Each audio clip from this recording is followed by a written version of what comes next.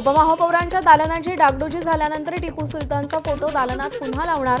मालेगावचे महापौर शाने हिंद यांचे एका स्वागत समारंभात वक्तव्य. टिपू सुलतान यांचा फोटो लावण्यात गैर काय असाही सवाल.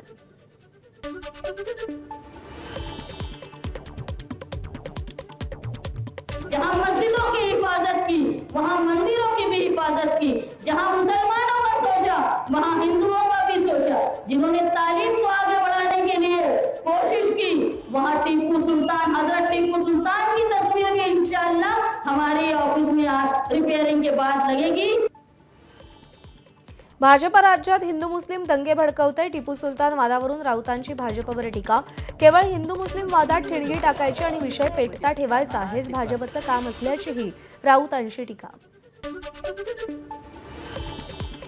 जिथे हिंदू मुसलमानांच्या संदर्भात ठिणगी टाकता येईल असे प्रश्न निर्माण करायचे आणि लोकांना भ्रमिष्ट करायचं. भारतीय जनता पक्षानं टिपू प्रकरणामध्ये आ बैल मुझे मार करू नये, महाराष्ट्राचं वातावरण बिघडवू नये.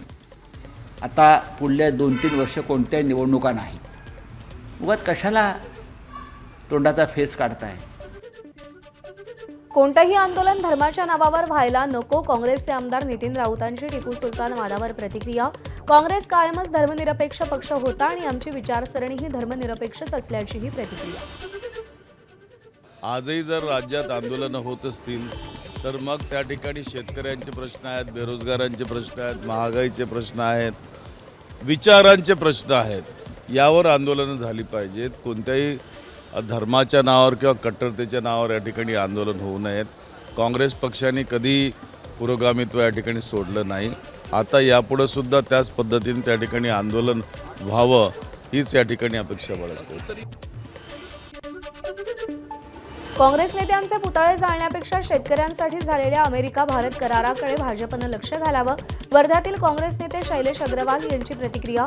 एप्स्टीन फाईलबद्दल भाजप गप्प का आहे असाही अग्रवाल यांचा सवाल. टिपू सुलतानला भारतीय मुसलमानांनी नायक मानणं सर्वस्वी चूक. दैनिक सामनातून टिपूप्रेमी मुस्लिमांना कानपिसक्या. भाजपनं राजकीय फायद्यासाठी अनेकदा टिपूचा गौरव केल्याचाही सामनातून हल्लाबोल. शिंदेंशी लढण्यासाठी शिवसेनेत परत या. संजय राऊतांची भाजप नेते आणि मंत्री गणेश नाईकांना खुली ऑफर.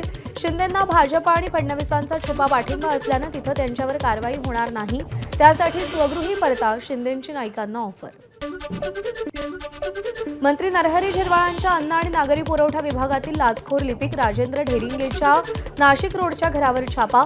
एसीबीनं घरातून काही महत्त्वाची कागदपत्र ताब्यात घेतल्याची माहिती. आजच्या सुनावणी दरम्यान ही कागदपत्र कोर्टात सादर केली जाण्याची शक्यता.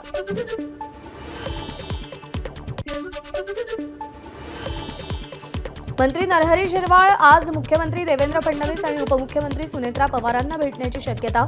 मंत्रालयातील लाच प्रकरणानंतर भेट घेणार असल्यानं या भेटीला महत्त्व. एबीपी माझा, उघडा डोळे बघा नीट.